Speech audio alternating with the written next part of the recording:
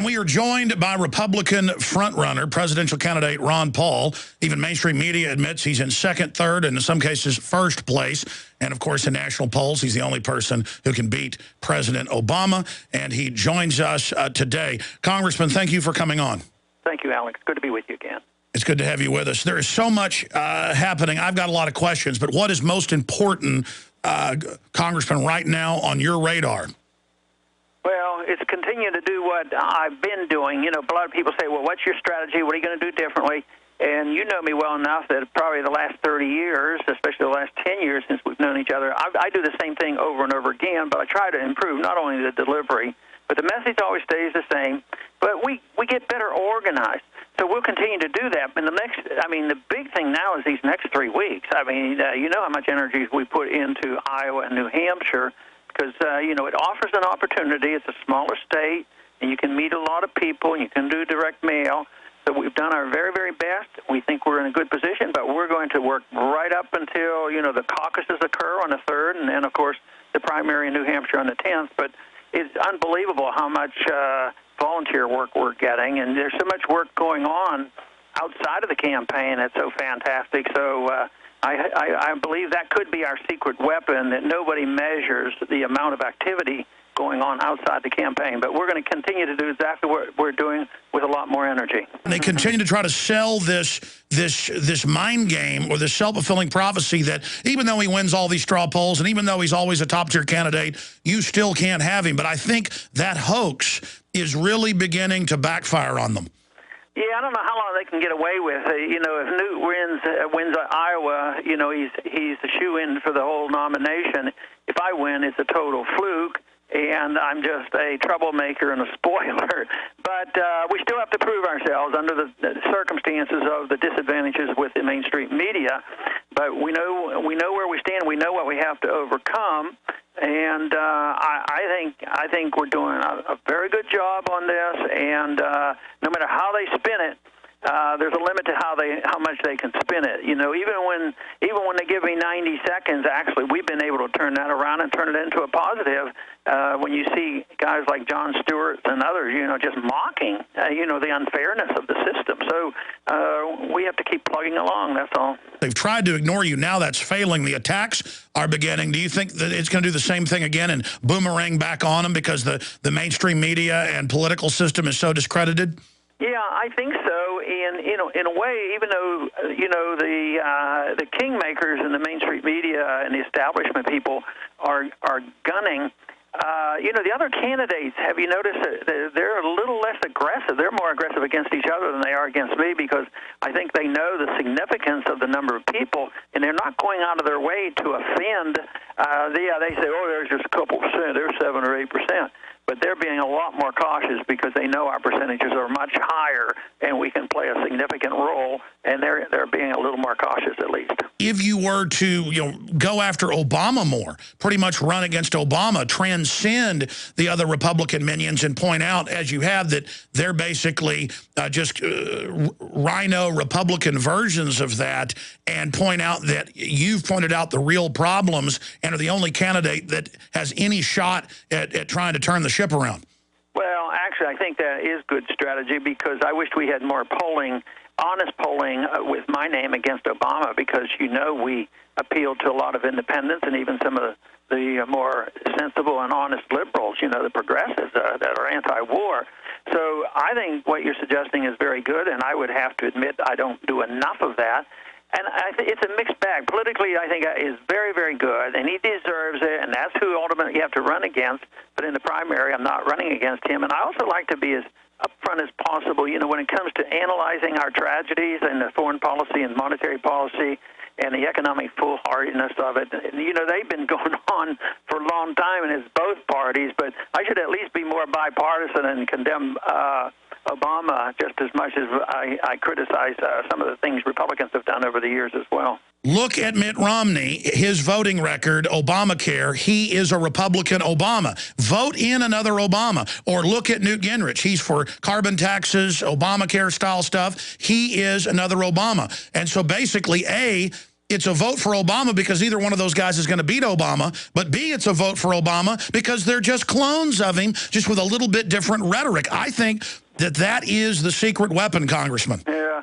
And I got a little bit out of it, but probably not as sharp as I could have or what you might have done. But, you know, in the debate the other night, I said the two of them are totally on the defensive. They're defending their record. I mean, how can they lead our party if they're defending themselves for not being, you know, for having been like Obama all along? So that is the big issue. And I think probably, you know, Gingrich has been pretty aggressive in that light, so maybe that's one of the reasons he got bumped up a bit. So that's not a bad advice at all. RonPaul2012.com. It is absolutely essential. Obviously, everybody go out and get ready to try to be delegates. Everybody hit the ground in Iowa. I know I have family who's actually gone to Iowa. So there is a massive grassroots operation. All the different ways people can get involved are at RonPaul2012.com. I want to go back to the campaign here in a moment, sir, but they've obviously tried to keep you with 89 seconds in the CBS debate and other places from actually talking about the real issues. And instead they'll ask you, what do you think of Newt? What do you think of Mitt? So they can basically still give you time and not get caught censoring you, but they still censor you in another way. What do you have to say about that? Well, I mean, that's been ongoing, and I've lived with that for a long time. I have to be on guard for it, but and try to distract them from it. But that's ultimately their goal, is to make a subtle, if not blunt, assumption that, well, you can't win, and therefore we shouldn't pay a whole lot of attention to you. But the only way we can ultimately overcome that is success in Iowa. You know, as a beginning point, you know, if we do really well there, they're going to have a lot harder time doing that to us. I saw the Republicans here in Austin are going to protest Eric Holder, the Attorney General, today because he wants the UN to oversee our elections. And I agree, that's certainly out of control and treasonous. But this is the guy caught perjuring himself, and the memo CBS released last week show that they said they were going to blame the guns in Mexico on the Second Amendment. Is that not a form of false flag against our most basic of rights, sir? And what would you do, if president, to people like Eric Holder? Well, he should be immediately fired, and then there should be an investigation and find out if charges should be made. And that's obviously over the top. And all these kind of sting operations and false flag, this is criminal, and I think they do it constantly. I think they were doing that when there was this so-called attempt to kill the Saudi or the Iranian ambassador. You know, that kind of stuff is just way too much. But no, they should be investigating, and you know, that's one thing I think the Government House Committee is doing a pretty good job at investigating that, but. I don't know whether charges will be made, but he deserves to have charges, you know, up against him. Well said, and you got it right the first time. The claim of the used car sales and wanting to kill the Saudi ambassador, and even mainstream media had to admit that was totally phony and a pretext to attack Iran. Yeah, that was the real excuse to blame it on them, and we know that is. You know, I just wonder about that, whether that guy will ever get tried, because if he does, maybe the truth will come out. And sometimes they won't try these people because they don't want the truth to come out. So it's just another propaganda stunt as far as I'm concerned. Now they want to go after Syria. It's now admitted the U.S., Israel, and others are staging giant military attacks inside Iran. What do you make of Congress not being consulted on that? Well, unfortunately, that's been happening for a long time, and Congress is just totally negligent on this. And, you know, the other night when they were talking about this in the debates, you know, on what the president's responsibility is when they, you know, shoot down or are able to get one of our drones. And the argument was, should we go in and get it, or should we just go in and destroy it? And I tried to get attention on that. My suggestion would be, why don't we avoid it by not sending drones over a sovereign nation just looking for a problem to start another war? I mean, they never talked about, you know, the lack of wisdom of having been over there and losing a drone over a foreign nation which we consider an enemy. I just think that is it's a reflection of a policy that has to be changed. What's your view on the NDAA and the End of Posse Comitatus and the declaration of the whole world as a battlefield? Yeah, well, I think the significant difference is not so much in what they have done, but the announcement and the arrogance of it all, that they actually put it into law. You know, our government's been involved with our CIA and involvement in overthrowing governments, and this for a long, long time. And, of course, last spring, I guess it was in February, where the administration admitted that they could assassinate American citizens, and now they're putting it into law. So this to me is an extremely wrong way to go. This is a giant step. This should be the biggest news going right now. It's literally legalizing martial law. And yet, you know, in our debates, how often does it come up? It didn't come up at all. You know, and then the arrogance, and this is the one thing Rand got stopped, the arrogance of them trying to push through on their voice vote that if you go through a trial and found innocent, the government wants the right to put you in prison for life anyway. And fortunately, they wanted to do that in voice vote, and he finally got a vote on that, and that was canceled out. But that is arrogance of the administration and neglect of the Congress in using their authority and responsibility, as well as the people. That's why it's up to so many of us now to wake the people up, because they don't probably realize the significance of it. But this is big. This is big. You know, the monetary issue is big, all these things I've talked about. But this step where they can literally arrest American people, American citizens, and put them away without a trial, and you heard Lindsey Graham say, well, if they ask for a lawyer, tell them no lawyer for you. I mean, that is arrogant and bold and dangerous.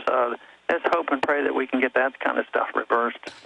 Congressman, we've only got a few minutes left with you here, and I wanted to continue looking at the presidential race.